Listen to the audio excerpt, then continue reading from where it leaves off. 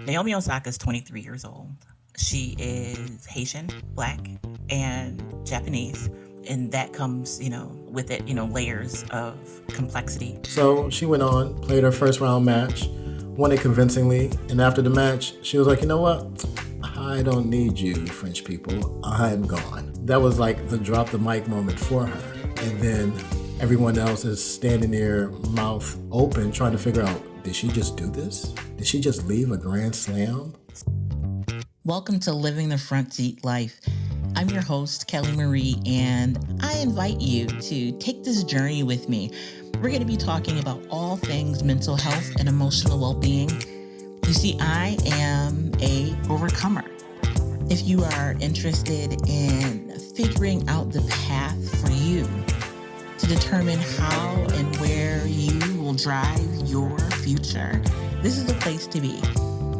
We get to determine the ride. We may not get to determine the weather or who's on the road with us or if it's going to be a scenic route or not. But we are the drivers. So join me on this ride, living the front seat life.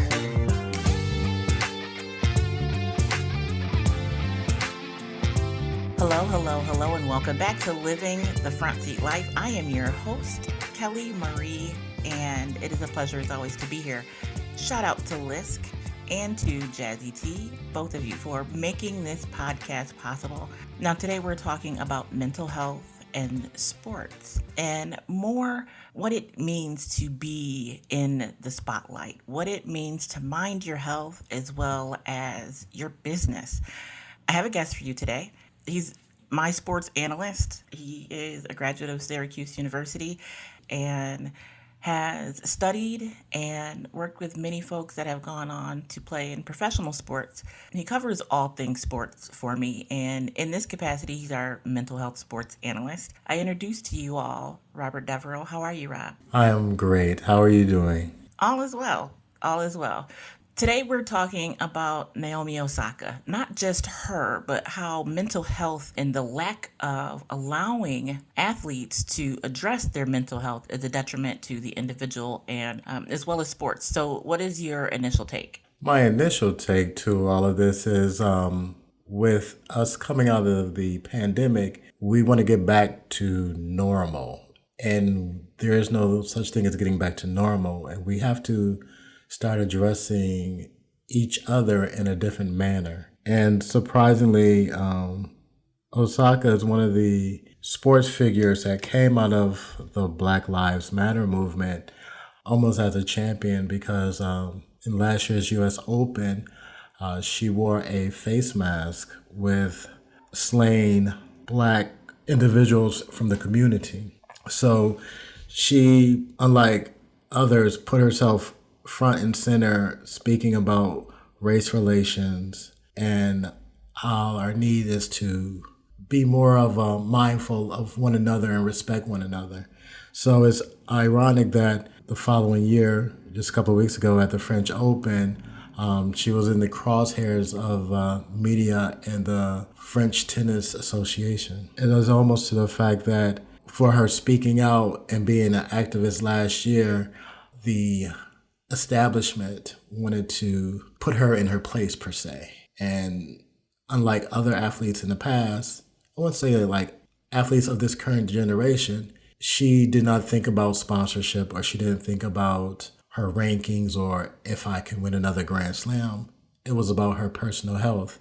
And she walked away and she said, I may return for the grass court season. I may return for Wimbledon, but for all of you who just think I am a robot, who I'm just here for your entertainment, I'm about to take some time off for my well-being. And I thought that was very courageous of her to do because in this time when we always look at earning wages and trying to get the next dollar, she said, forget that next dollar. My peace of mind, my health is more important than that. And so that to me was really a front seat life move. Right. Well, before she withdrew, right, she announced that she would not be taking interviews and wouldn't be meeting with media. And because of that, she was fined and was fined $1,500, correct? $15,000. Actually, that is what I meant. She was fined $15,000 because she violated the rules, regulations of the Federation, right? Yes, and most, pretty much in any sports, NFL, NBA, WTA, LPGA, you have to find yourself available to the media. And before the tournament started, she said, "You know what? I'll come here to play, but I'm not really here to talk to the media." And she was not in that mind frame. So the federation said, "We're going to fine you." So they were very quick about it. They seemed to not really care about it. It's like either you're going to talk to the media or we're going to fine you $15,000. So she went on, played her first round match, won it convincingly. And after the match, she was like, "You know what? I don't need you, French people. I'm gone." So that in itself, with her winning a match, starting the tournament, and doing a 180, saying, "You know what? I don't need this right now." That was like the drop the mic moment for her. And then everyone else is standing there, mouth open, trying to figure out, did she just do this? Did she just leave a grand slam? And that walk off is, in my opinion, pivotal. It changed the conversation around health, mental health specifically, and sports. This is not a new conversation, but when we look at, and so let's lay some things out. I don't want to assume that everyone knows who Naomi Osaka is. She is a women's tennis player. She is Japanese and Black, Haitian is her father's descent. And there are many levels to being Japanese and being a tennis player, being Black and being a tennis player, being Haitian, right? And the relationship that Haiti has with France when it came to their freedom.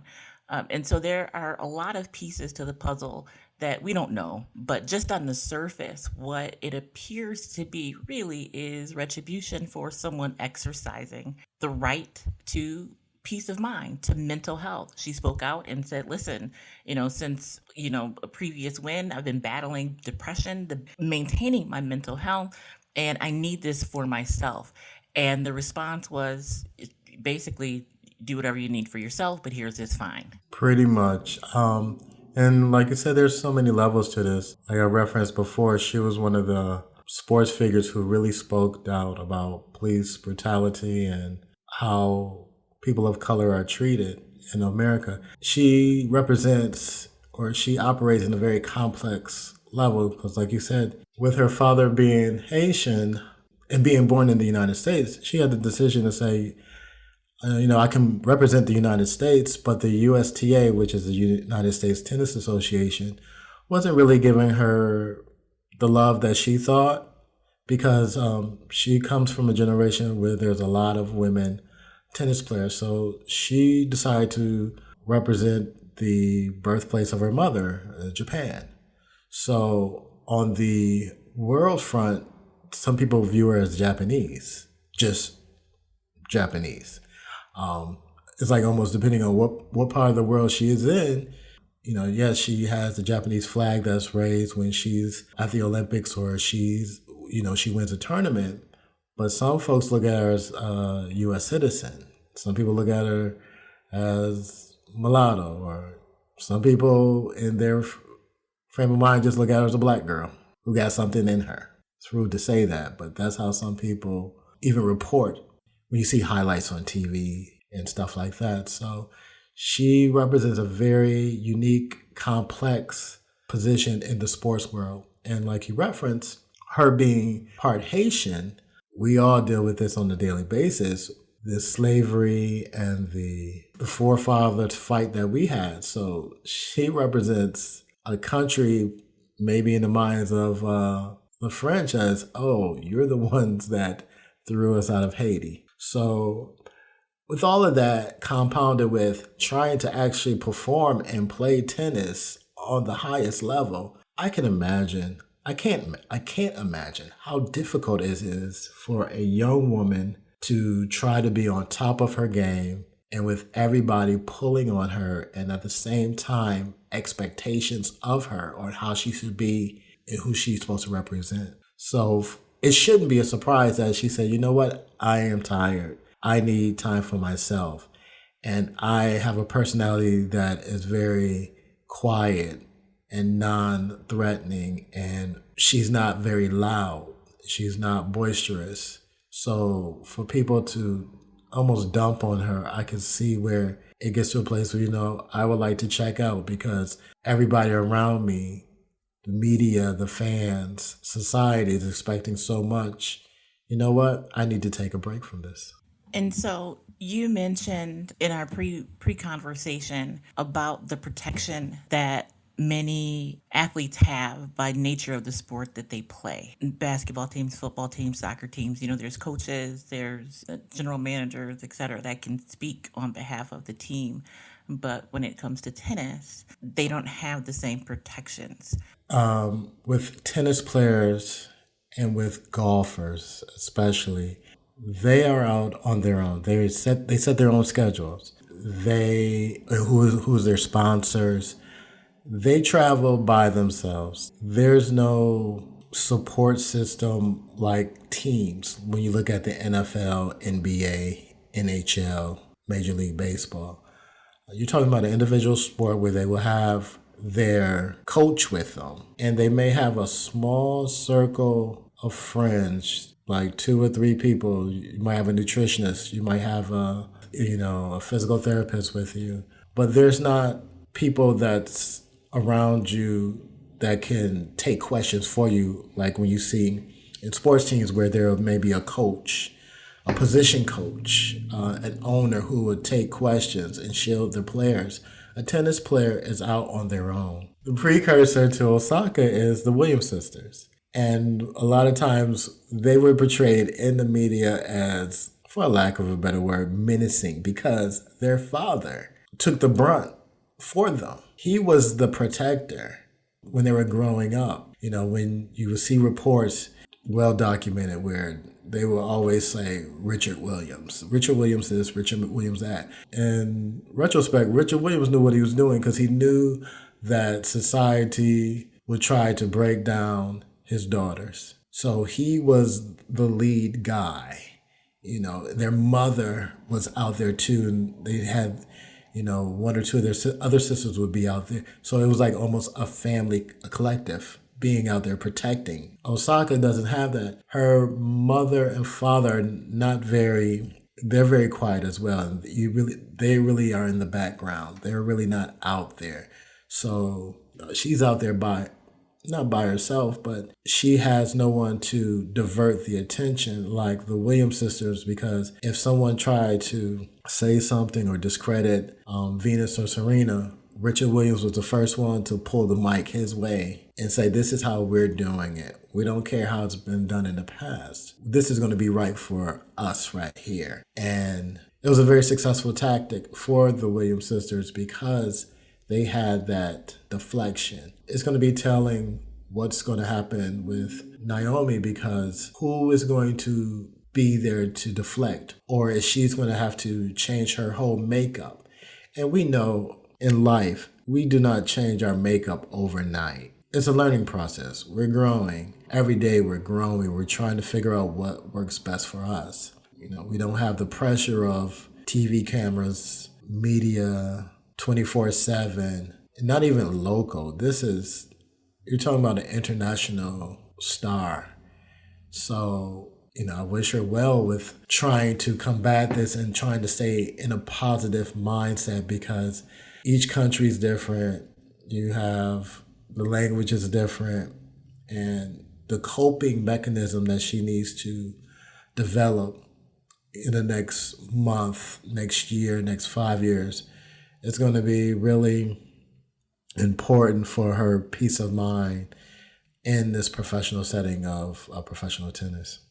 So one of the things that you mentioned that was really it stood out for me was the way that the Williams sisters were able to focus on the game and grow into being themselves because they had that layer of protection.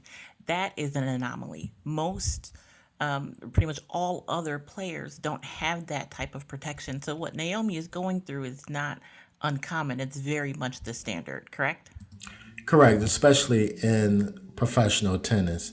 You're talking about a sport like any other sport where you have young proteges, you have people start out 11, 12 years old, but you have tennis players who are actually pros at 15, 16 years old. So I remember how I was 15, 16 years old. I can imagine traveling the world and trying to navigate the world while playing against grown-ups. That's very difficult. So yeah, it's not a traditional team like I said previously about the major sports teams that we see in the United States. Professional tennis is very unique, and your support system is paramount for as far as success. Yes, she does all the heavy lifting. She does the work on the stage, on the court, and win. But if you don't have that support system, if you don't have people know how to get your food in Budapest, if you don't know how to speak French when you're playing in Paris, if you go to the US Open, you know not to stay in the Bronx, but stay in lower Manhattan or Brooklyn to get closer to Queens because the commute is easier. It's very difficult for tennis players to be, and as I said before, for her to be such an international tennis player representing so many different ethnic backgrounds and groups is very difficult. The team, that support system that she has around her will play a big part in the next couple of years, because if not, you have those casualties in the tennis like the Jennifer Capriatis who burnt themselves out because they were doing super grown up stuff when they ain't supposed to be doing, because they had a support system who was just there for the money and didn't wasn't still the parent and let their child grow. It's going to be interesting to see what happens with it, because I think all of us in life need support.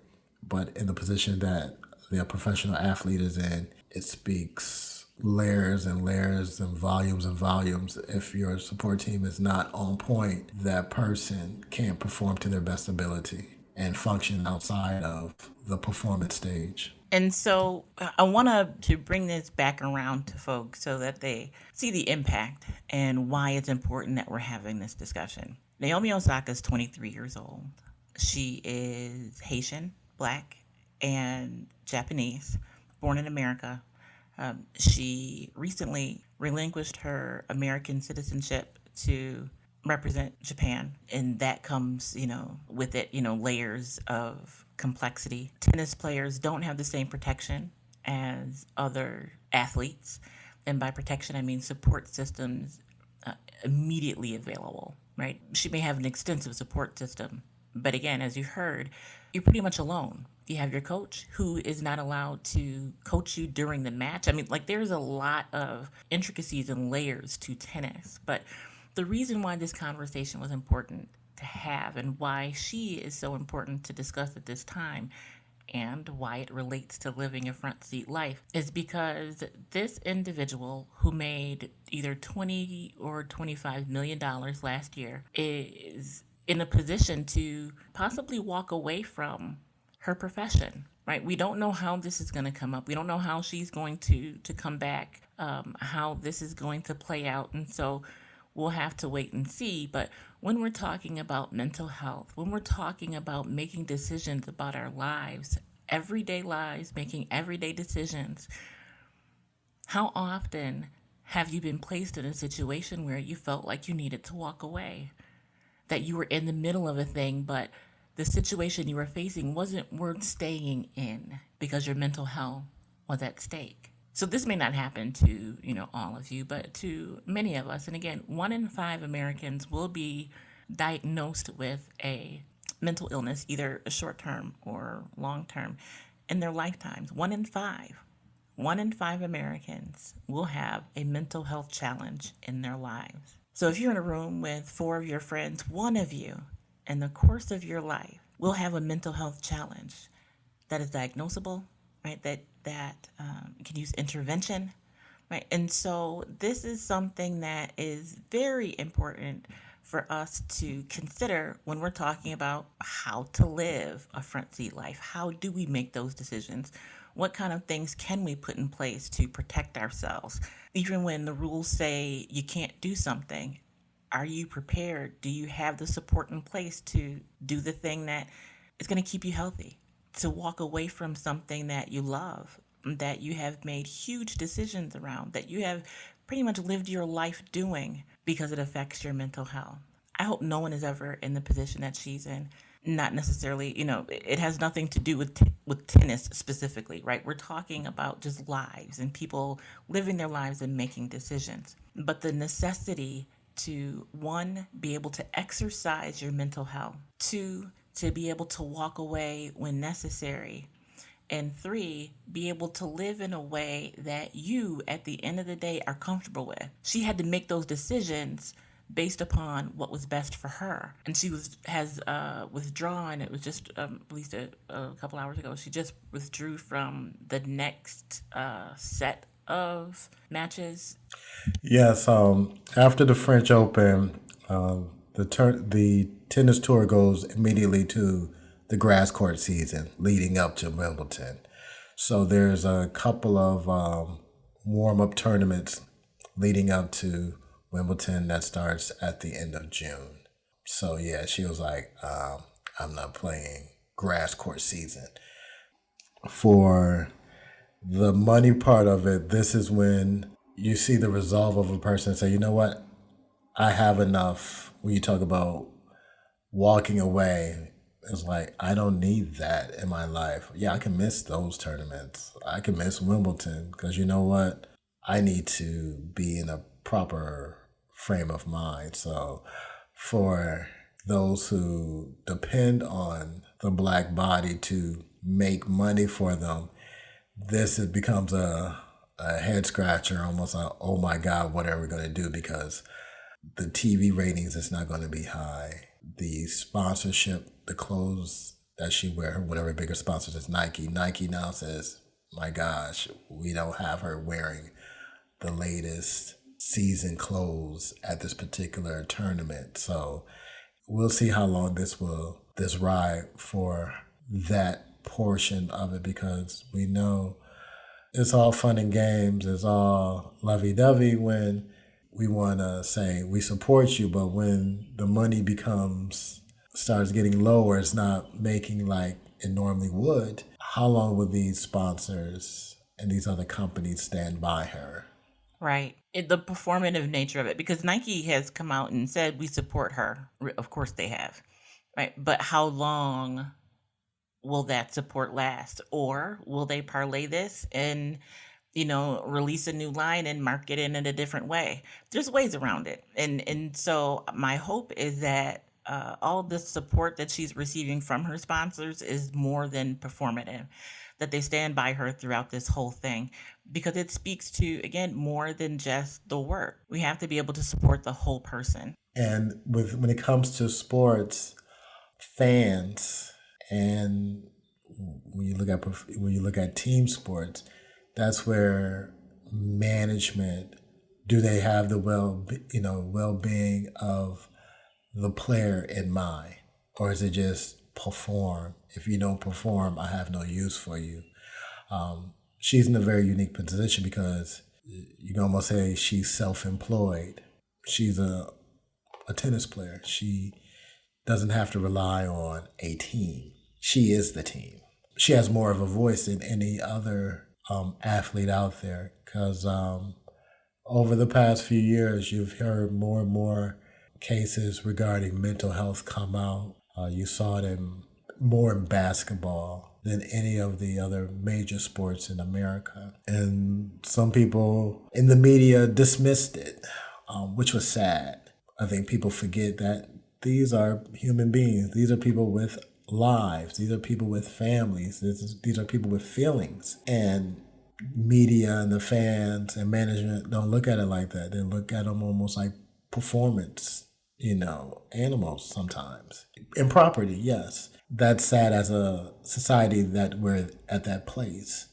But I think when more and more people come out and explain the rigors of their profession, their particular profession, and what's going on in their lives, maybe as a society, we can then look at what we're doing, because it seems like a lot of times we take our lead from sports. So if we look at sports figures coming out saying, hey, I'm having this issue, and this is how it formulated in my mind, and this is why I couldn't perform, or this is why I went on the injured list, or this is why I didn't talk to media during this stretch of time, it becomes clear to the fan, like, okay, if that person who seemed to have it all is suffering in this space, okay, that kind of looks like what I'm doing in my space, in my workplace. And then maybe I should reach out to EAP. Maybe I need to reach out to the insurance company that keeps on sending me mailings regarding mental health. It's sad to say that we take a cue from someone else's pain, but I think when those who reveal this, they're helping themselves and they're trying to shine light on the issue, and which will then help others deal with their situation. Which you make a great point, because this could have been handled differently. That she didn't have to disclose why she wouldn't be talking to media. It could have just been a personal health issue or personal issue. There could have been some other type of code word instead of saying that this is a mental health issue. I applaud her for taking self-care beyond the basic, right? I'll even say for really taking care of herself, basic or not, right? To be able to say at this point in her life, this is what I need. This is where I need to be, and this is the support that I need. But you don't have to support me in this endeavor because I'm willing to walk away to take care of myself. And honestly, you raise another great point. If, these folks can sell billions of dollars in clothing and shoes and cars and all of these material things, this very priceless immaterial thing called mental health is definitely something that they can support. So I look forward to professional sports really supporting mental health on a wider scale, and not just performative, but also for us, for me, for you, for everybody listening, right? We've got runners that listen to the podcast. We have cyclists that listen to the podcast, walkers. We have, the everyday athlete listening to the podcast, and a lot of them practice their sport for physical and mental wellness. And so I applaud you guys for getting out there, for pushing, for running, for walking, because it speaks to the nature of, again, living a front seat life, of making decisions based upon you, upon your needs, and how you need to continue in this journey on your terms. So until next time, Robert, thank you so much. Thank you for joining us. Thank you for lending your voice to this conversation. Hopefully you'll join us again. That's my goal, to have you back to talk about all things sports and mental health. How does that sound? I'm getting you on the record now. That sound? I'm on the record accepting it. Thank you so much, Kelly Marie. And so, listen, if you are in crisis, if you need someone to talk to, the National Suicide Prevention Lifeline is available to you 24 hours a day, 7 days a week. It is confidential. Dial 1-800-273-8255. 1-800-273-TALK. Again, free, confidential. Next time, we will talk about the world opening up, what that means, dealing with anxiety. How do you build boundaries around the basic things like going to the grocery store without a mask, to traveling? There's some key steps that you can take in order to make the best decisions for you and your family as we move into this wide open world once again. So until the next time, I am Kelly Marie. Thank you for listening. You have been living the front seat life.